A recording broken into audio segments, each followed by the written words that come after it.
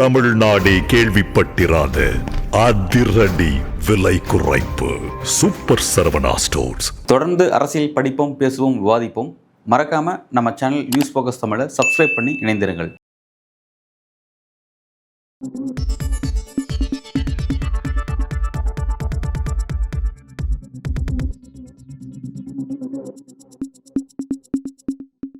தமிழ்நாட்டில் இப்போ இந்த திருப்பரங்குன்ற பிரச்சனை எதனால் எழுப்பப்பட்டிருக்கு, இதனுடைய பின்னணியில் பாஜக அரசியல் கணக்கு என்ன, இந்த மாதிரியான ஒரு முயற்சியை மேற்கொண்ட பாஜகவுக்கு தமிழ்நாடு முதல்வர் ஸ்டாலினுடைய பதிலடி என்ன, பிறகு ஸ்டாலின் அவர்களை உள்துறை அமைச்சர் அமித்ஷா ஓப்பன் சேலஞ்ச் ஒன்று பண்ணியிருக்கிறாரு, அதோட பின்னணி பற்றியும், ரெண்டாவது இந்த முக்கியமான விஷயத்துக்கு காரணமாக அமைஞ்ச அந்த தீர்ப்பை வழங்கிய நீதிபதி திரு ஜி.ஆர். சுவாமிநாதனுக்கு எதிரான ஒரு அரசியல் கொள்கையில் என்ன இருக்கு, இதோட பின்னணி என்ன அப்படிங்கிறத பற்றி நம்ம இன்னைக்கு விரிவாக பேசுவோம்.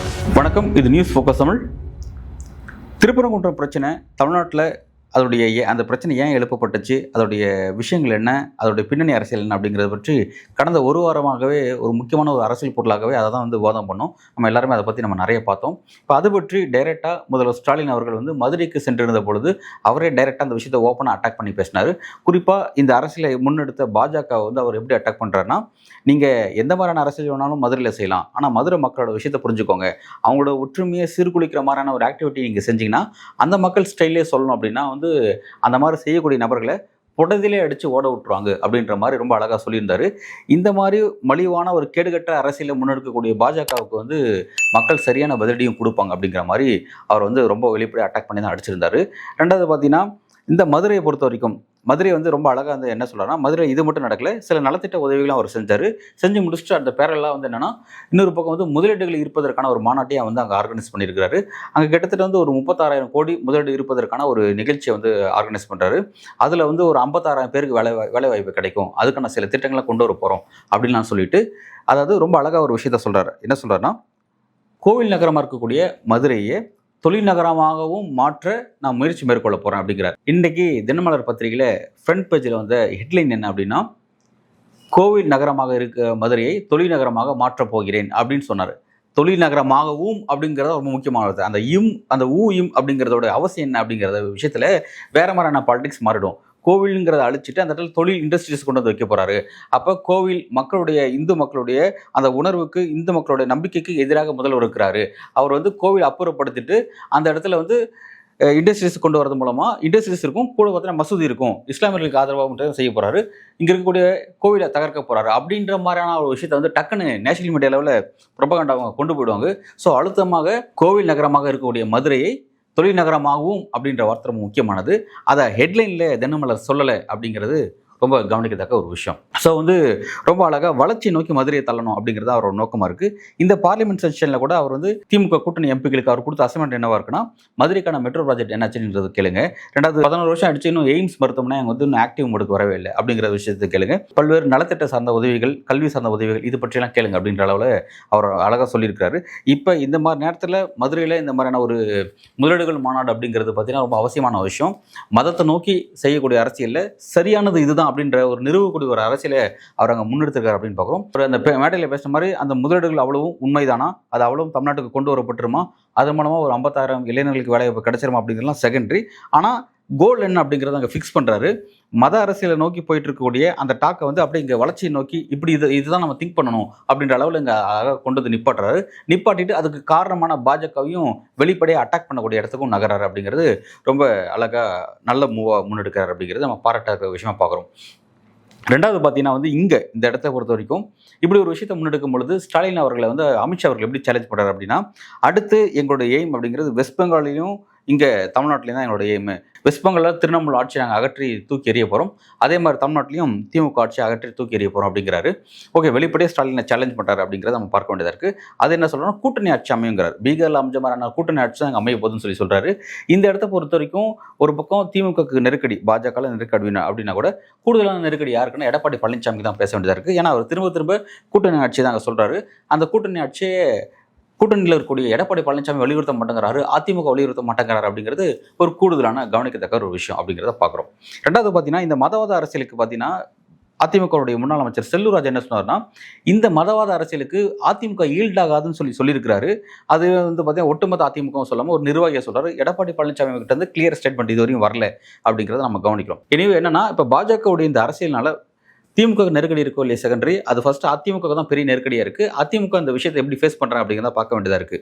ஏன்னா தமிழ்நாட்டை பொறுத்த வரைக்கும் இந்த மதவாத அரசியலை அதிமுக கூட வச்சுக்காம பாஜக தனிப்பட்ட முறையிலையோ அல்லது வந்து சின்ன சின்ன லெட்டர்பாடு கட்சிகளை கூட வச்சுக்கிட்டு அவங்களோட முன்னிலையில் எடுத்தாங்கன்னா அது வேற விஷயம். ஆனால் அதிமுக வச்சுட்டு எடுக்கிறது அப்படிங்கிறது அது அதிமுகவுடைய வளர்ச்சிக்கும் பெரிய சிக்கலாக மாற வாய்ப்பு இருக்குது. ஏன்னா வந்து திமுக வந்து ஒரே இடத்துல 2 பேரும் சேர்ந்து அட்டாக் பண்ணுவாங்க. ஸோ வந்து அது அதிமுகவுக்கும் பெரிய சிக்கலாக ஏற்படுத்த போது நம்ம பார்க்குறோம். இந்த மாதிரியான பாலிடிக்ஸ் இங்கே எடுத்து முன் வச்சு அரசியல் செய்யும் போது ஈஸியாக திமுக எக்ஸ்போஸ் பண்ணுற வேலையை ரொம்ப அழகாக செய்கிறாங்க. எது வளர்ச்சி, எது மதவாத அரசியல் வச்சு எது தேவையோ அதை வந்து மக்கள்கிட்ட ஃபோக்கஸ் பண்ணி அதை அழகாக கொண்டு போகிறாங்க அப்படிங்கிறது கிளியர் கட்டாக இருக்குது. ஸோ இந்த இடத்துல வந்து கூடுதலான நெருக்கடி நம்ம ஏற்கனவே சொன்ன மாதிரி அதிமுக மட்டும் தான் அப்படிங்கிறத நம்ம கவனிக்கிறோம். ஏற்கனவே குறிப்பிட்ட மாதிரி ஏன் இந்த நேரத்தில் இந்த அரசியல் முன்னெடுக்கிறாங்க அப்படின்னு நம்ம பார்க்க வேண்டியதாக இருக்குது. இந்த பாலிடிக்ஸை, அதாவது தமிழ்நாடு அப்படிங்கிறது மிகப்பெரிய ஆன்மீக சுற்றுலா தலங்கள் கொண்ட ஒரு முக்கியமான ஒரு மாநிலம். இந்த மாநிலத்தில் ஏன் நம்மளால் மதவாத அரசியலை செய்ய முடியல அப்படிங்கிறது அவங்களுக்கு ஒரு பெரிய குழப்பமாக இருக்குது. அதுக்கான ஒரு தேடுதல் முயற்சியை தான் வந்து அவங்க முருகர் அப்படிங்கிற விஷயத்தை ஃபைன் பண்ணி வந்து நின்றுருக்காங்க. ஏன்னா தமிழ்நாட்டோட பாஜக தலைவராக எல் முருகன் இருந்த பொழுதே வந்து அவங்க முருகனுக்கான அந்த வேல் யாத்திரைலாம் செஞ்சாங்க. முருகனுங்கிறது ஒரு முக்கியமான ஒரு ட்ரம்ப் கார்டை அவங்க பிடிச்சிட்டாங்க. ஸோ அதனால தான் வந்து இந்த திருப்பரங்குன்றம் அங்கே இருக்கக்கூடிய அந்த முருகர் கோயிலையும் அவங்க டார்கெட் பண்ணி கடந்த ஒரு 6 மாதம் 1 வருஷத்துக்கு முன்னாடி கூட ஒரு பெரிய பதட்டமான சூழல் அங்கே பார்த்தோம். ஸோ அதோட தொடர்ச்சியாக வந்து இப்போ எலெக்ஷன் வரப்போகுது. இன்னும் 4 மாதத்தில் எலெக்ஷன் சந்திக்க போகுது தமிழ்நாடு. ஸோ இந்த நேரத்தில் வந்து அதை கொஞ்சம் கூர்மைப்படுத்த முயற்சி செய்கிறாங்க. நேற்றைய தினம் பார்த்துட்டுனா கூட தமிழ்நாட்டில் பல்வேறு இடங்களில், நம்ம சென்னையில் கோயம்பேடு பஸ் ஸ்டாண்டு பக்கத்தில் ஒரு பெரிய போராட்டத்தை இந்து முன்னணி முன்னெடுக்கிறாங்க. அதே மாதிரி பார்த்தீங்கன்னா திருப்புரம் பல்லடம் பகுதி, தாராபுரம் பகுதியில் வந்து ஒரு பெரிய போராட்டத்தை இந்து முன்னணி முன்னெடுக்கிறாங்க. மதுரையில் பழங்காநத்தம் பகுதியில் ஒரு பெரிய போராட்டம், அதே மாதிரி கோயம்புத்தூர் நகரத்திலே ஒரு முக்கியமான பகுதிகளில் ஒரு போராட்டத்தை முன்னெடுக்கிறாங்க. ஸோ வந்து இந்த பிரச்சனையை அப்படியே லைவாக வச்சுக்கணும்னு நினைக்கிறாங்க. இதன் மூலமாக இந்து மக்களுக்கு இந்த அரசு வந்து ஒரு எதிராக இருக்குது.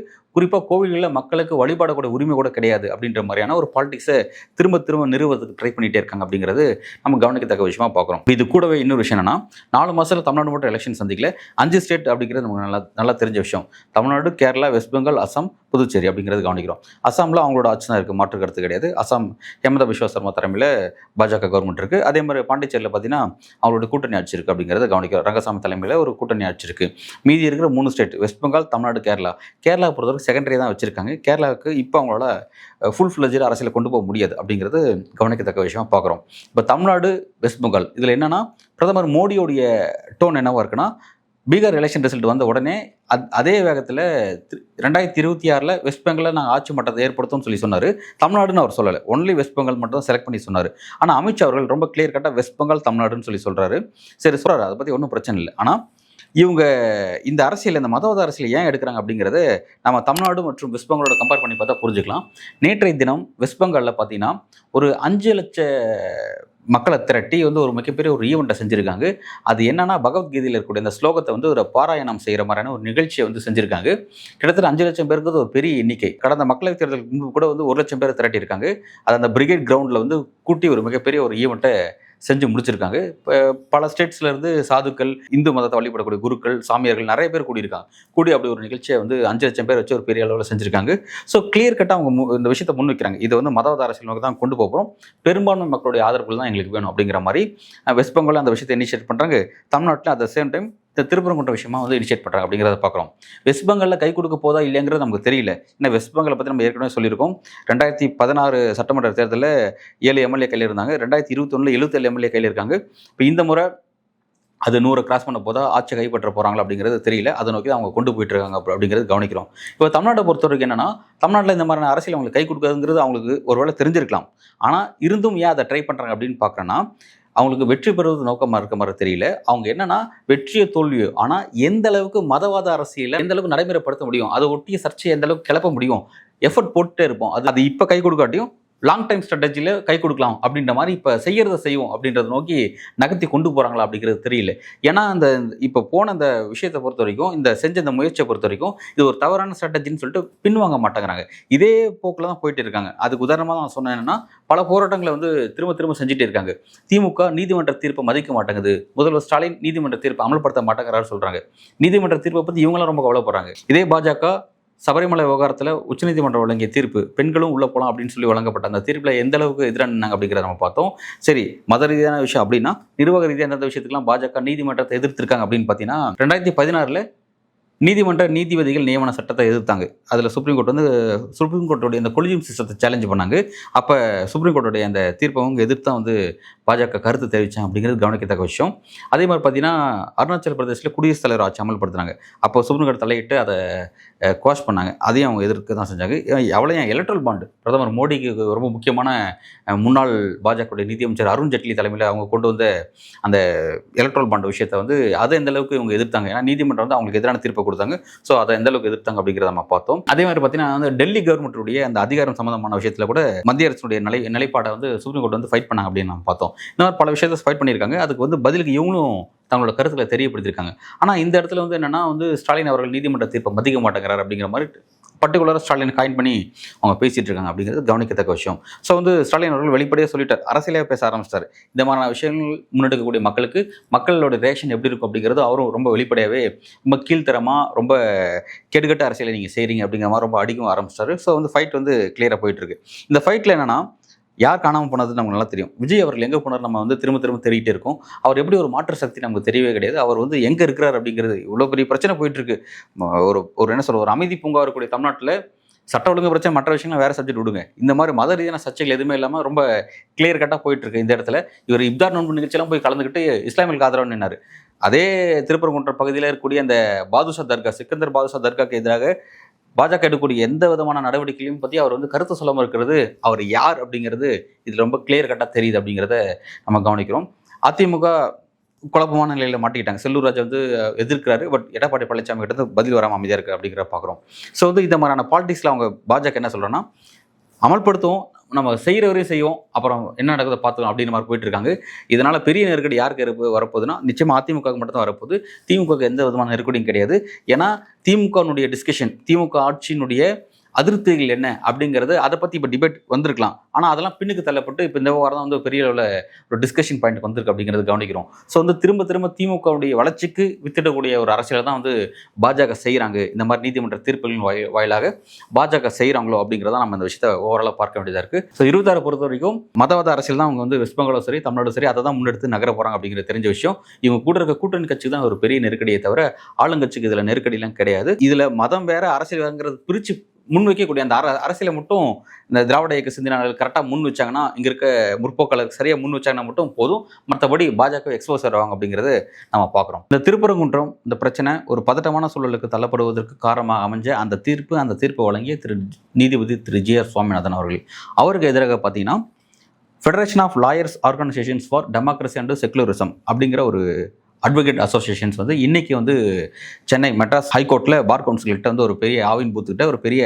ஆர்ப்பாட்டத்தை முன்னெடுக்கிறாங்க. ஸோ அவங்களோட நோக்கம் என்னென்னா திரு ஜி.ஆர். சுவாமிநாதனுக்கு எதிராக இம்பீச்மெண்ட் மோஷன் கேட்குறாங்க. அதாவது அவரை பதவியிலிருந்து நீக்கணும் அப்படிங்கிறதுக்கான ஒரு நீக்க தீர்மானத்தை முன்மொழிகிறாங்க. அதை நோக்கி இந்த அரசியலை புஷ் பண்ணுறாங்க அப்படிங்கிறது கவனிக்கத்தக்க விஷயம். நீதிமன்றங்களில் இருக்கக்கூடிய நீதிபதிகள் அந்த சட்டத்தில் இருக்கக்கூடிய சட்ட பாதுகாப்பு அந்த ஒரு லீகல் யூனிட்டின் கீழே பார்த்தீங்கன்னா அவங்க அப்படியே ஸ்கோர் பண்ணிட்டு போயிட்டு இருந்துருவாங்க. தங்களை கண்ட்ரோல் பண்ணுறது யாருமே இல்லை அப்படின்ற மாதிரி போயிட்டு இருந்துருவாங்க. ஆனால் அப்படி இல்லாமல் அட்வொகேட்ஸ்னு ஒன்று இருக்குது. அந்த அட்வொகேட்ஸுக்கு ஒரு பார் கவுன்சில் இருக்குது. அந்த அட்வொகேட்ஸ் எல்லாமே அந்த பார் கவுன்சிலினுடைய அடிப்படையில் அதில் அட்வொகேட்ஸில் ஒவ்வொருத்தருக்கும் ஒவ்வொரு பாலிடிக்ஸ் இருக்கும். ஸோ அதில் ரொம்ப முற்போக்கான பாலிடிக்ஸ், திராவிட இயக்கம் பேசக்கூடிய பாலிடிக்ஸில் இருக்கக்கூடிய அட்வொகேட்ஸ் நிறைய பேர் இருக்காங்க. ஸோ அவங்களாம் ஒரு புள்ளியில் இணைகிறாங்க. இடதுசாரிகள், திராவிட சிந்தனையாளர்கள், மற்ற மாற்றத்தை விரும்பக்கூடிய டெமோக்ராட்ஸ் எல்லாருமே ஒரு புள்ளியில் இணைகிறாங்க. அவங்க இணைஞ்சு இந்த மாதிரி திரு நீதிபதி ஜி.ஆர். சுவாமிநாதனுக்கு எதிராக அவரை இம்பீச்மெண்ட் பண்ணணும் அப்படின்ற மாதிரியான விஷயத்தை இனிஷியேட் பண்ணி ஒரு போராட்டத்தை முன்னெடுக்கிறாங்க. ஸோ இந்த விஷயங்கள்லாம் என்னன்னா அதிகபட்சம் இது எங்கே சக்ஸஸிவ் ரேட் என்னன்னா இது நாடாளுமன்றத்துக்கு போகணும். நாடாளுமன்றத்தில் போயிட்டு அங்கே ஒரு பெரிய டிஸ்கஷன் முன்னெடுக்கப்படணும். கடந்த காலத்தில் பார்த்தீங்கன்னா கூட நாடாளுமன்றத்துக்கு போய் டிஸ்கஷன் செய்யப்பட்டு தோல்வி அடைஞ்ச விஷயம் நிறைய இருக்குது. இதுவரையும் இந்தியாவில் எந்த நீதிபதியும் இம்பீச்மெண்ட் செஞ்சு நீக்கப்பட்டதே யாருமே கிடையாது அப்படிங்கிறத பார்க்குறோம். ஏற்கனவே பார்த்தீங்கன்னா 93 சுப்ரீம் கோர்ட் நீதிபதி ராமசாமிக்கு எதிராக இந்த மாதிரி இம்பீச்மெண்ட் மோஷன் கொண்டு வந்தாங்க. ஸோ அது ஃபெயிலியர் ஆயிடுச்சு அப்படின்னு பார்த்தோம். அதே மாதிரி கொல்கத்தா ஹைகோர்ட்டுடைய சுமித்ரா சென் அப்படின்ற நீதிபதி அவருக்கு எதிராக இம்பீச்மெண்ட் மோஷன் கொண்டு வந்தாங்க. அதே மாதிரி பார்த்தீங்கன்னா சிக்கிமுடைய ஹைகோர்ட் நீதிபதியாக இருந்த திரு தினகரன், டிடி தினகரன், அவருக்கு எதிராகவும் இம்பீச்மெண்ட் மோஷன் மோஷன் கொண்டு வந்தாங்க. பட் அந்த இம்பீச்மெண்ட் மோஷன் வருவதற்கு முன்பே வந்து பார்த்தீங்கன்னா அவங்க தங்களோட பதவியை வந்து ராஜினாமா செஞ்சுட்டாங்க அப்படிங்கிறது கவனிக்கத்தக்க விஷயம். ஸோ இப்போ ரீசெண்டாக பார்த்தீங்கன்னா நமக்கு தெரியும், இந்த பணம் கட்டுக்கட்டாக எரிஞ்ச நிலையில் வீட்டில் பணம் சிக்கிச்சு பார்த்தீங்களா, யஷ்வந்த் வர்மா அவருக்கு எதிராக இம்பீச்மெண்ட் மோஷன் கொண்டு வந்தாங்க. பட் அதோடைய டேக் ஆஃப் இல்லை அப்படிங்கிறத நம்ம பார்த்தோம். அதே மாதிரி ஹேட் ஸ்பீச் பேசின அலகாபாத் ஹைகோர்ட்டுடைய நீதிபதி சேகர்குமார் யாதவ் அவருக்கு எதிராகவும் இந்தியா கூட்டணி பார்த்தீங்கன்னா பார்லிமெண்ட்டில் இம்பீச்மெண்ட் மோஷன் பற்றி வாய்ஸ் ரைஸ் பண்ணாங்க. பட் அதுவும் வந்து டேக் ஆஃப் ஆகலை அப்படின்னு நம்ம பார்த்தோம். ஸோ இந்த மாதிரி வந்து பல நீதிபதிகளுக்கு எதிராக இந்த மாதிரியான விஷயங்கள் வந்து கடந்த காலத்தில் ஒவ்வொரு முறையும் வந்திருக்கு. இந்த முறையும் வந்து பார்த்தீங்கன்னா திரு ஜி.ஆர். சுவாமிநாதனுக்கு எதிராக அது பார்லிமெண்ட் வரை நகருமா, ஏன்னா எதிர்கட்சிகள் ரொம்ப ஸ்ட்ராங்காக பேசுகிறாங்க அப்படிங்கிறது கவனிக்கத்தக்க விஷயம். அது வரை நகருமா, நகர்ந்து அதில் ஏதாவது பாசிட்டிவ் சைன் கிடைக்குமா அப்படிங்கிறது நமக்கு கடந்த கால ஹிஸ்ட்ரி வச்சு பார்க்கும்பொழுது டவுட்ஃபுல்லாக தான் இருக்குது அப்படிங்கிறது கவனிக்கிறோம். பட் இருந்தாலும் ஸ்ட்ராங்காக ஒரு டெமோக்ராட்டிக் ஃபோர்ஸ் இங்கே இருக்குது. நீங்கள் நீதிமன்ற நீதிபதிகள் நீங்கள் பாட்டு உங்கள் இஷ்டத்தை பேசிட்டு போக முடியாது. அதை நாங்கள் ஓவர் கம் பண்ணுவோம், அதை நாங்கள் கவுண்டர் பண்ணுவோம் அப்படிங்கிற மாதிரி ஒரு போராட்டத்தை செய்கிறது, ஒரு அட்வொகேட்ஸ் வந்து அவங்க ஒரு தளத்தை அதை முன்னெடுக்கிறது அப்படிங்கிறது ஒரு ஹெல்த்தி பாலிடிக்ஸ் தான் அப்படி நம்ம பார்க்க வேண்டியதாக இருக்குது. ஒரு மதம் சார்ந்த சர்ச்சை அப்படிங்கிறது தமிழ்நாட்டில் கிளப்பியிருக்காங்க பாஜக. அது எந்த அளவுக்கு அவங்களுக்கு கை கொடுக்க போகுது, வரக்கூடிய நாட்களில் இந்த பிரச்சனையை வந்து இந்த கொதிநிலையை அவங்களால அப்படியே தக்க வச்சுக்க முடியுதா, அல்லது அடுத்தடுத்த விஷயங்கள் அது வந்து நீர்த்து போக போதா, எப்படி யார் ஸ்கோர் பண்ண போகிறாங்க, பாஜக வலதுசாரிகள் ஸ்கோர் பண்ண போகிறாங்களா, அல்லது இந்த பக்கம் இருக்கக்கூடிய இடதுசாரிகள் டிஎம்கே திராவிட சிந்தனையாளர்கள் இவங்க ஸ்கோர் பண்ண போகிறாங்களா, களத்தை எப்படி வச்சுக்க போகிறாங்க அப்படிங்கிறதெல்லாம் வரும் நாட்களில் நம்ம பொறுத்திருந்து பார்க்கலாம். மிக்க நன்றி.